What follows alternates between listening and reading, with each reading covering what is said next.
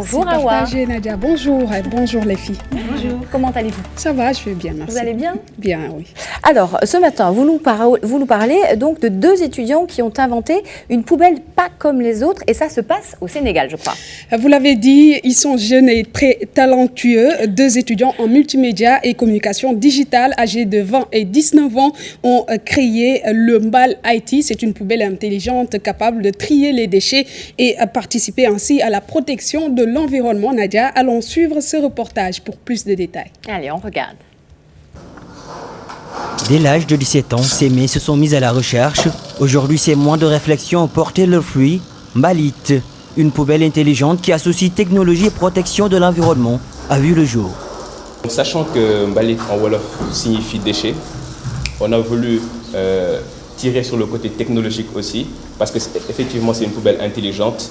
Du coup, c'est devenu Mbal, trait d'union IT, qui veut dire technologie. Les deux amis qui se sont rencontrés dans un groupe de passionnés manga, une bande dessinée japonaise. Aujourd'hui, ils ont pu trouver un prototype répondant à leurs attentes, permettant ici à Mbalit de prendre forme. Ça fait vraiment plaisir parce que, disons que c'était une très longue route et il y a eu plusieurs versions parce que ce n'est pas le premier prototype déjà.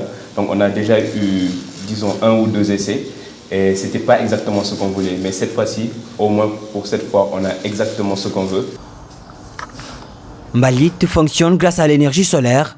Alioune Badara accorde une grande importance à ces plaques solaires au point qu'il prend bien le soin de les sécuriser. C'est la plaque solaire qui est là, qui va alimenter tout le circuit. Parce que comme ce sont des poubelles il y en aura dans la rue, il faut bien qu'il y ait quelque chose qui les alimente en énergie. Et si on veut lier chaque dispositif à un poste d'électricité ou autre, ça risque d'être très compliqué. C'est pour ça qu'on a préféré mettre une plaque solaire, surtout que c'est de l'énergie renouvelable, donc il n'y a aucun souci. Cette poubelle détecte la présence humaine, une innovation technologique qui facilite le tri sélectif des déchets. Elle est également connectée. Jetez ici vos déchets en plastique. Lorsqu'il détecte une présence, il envoie le message à ce que vous voyez ici, qui est plus ou moins le cerveau de la poubelle. Et ce cerveau moteur-là ouvre la porte. C'est ça. Maintenant, lorsque la porte s'ouvre, il y a un jeu de lumière pour montrer à l'utilisateur qu'il a ouvert ce compartiment-là.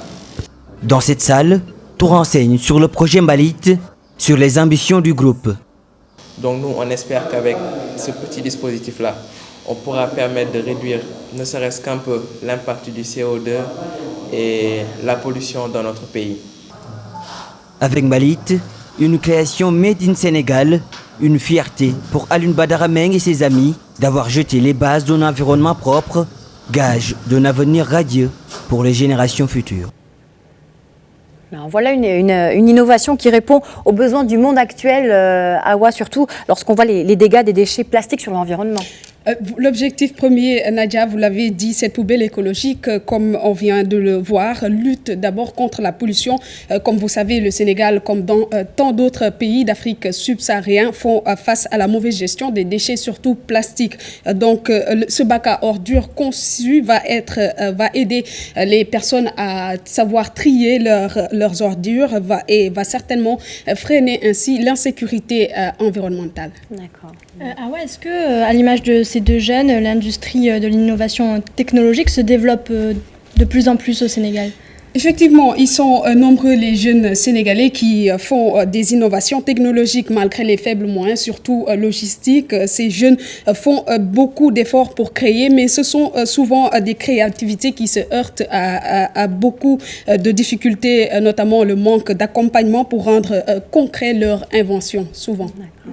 Et ce genre de projet novateur, comment peuvent justement s'étendre à l'Afrique? Comment les jeunes peuvent en bénéficier? Est-ce que justement, il y a pour vous, ces startups, comment elles pourront clairement profiter pleinement à l'Afrique? Vous savez, je pense que la première solution reste la formation, car souvent ce sont des jeunes qui sont issus de l'apprentissage un peu informel et qui ont besoin de formaliser cette connaissance bien définie. Les promoteurs de Mbal IT, comme on vient de le voir, ont décidé... Mbal IT déjà, c'est parce que je sais que ça veut dire Mbal qui veut dire assemblée, IT et technologie.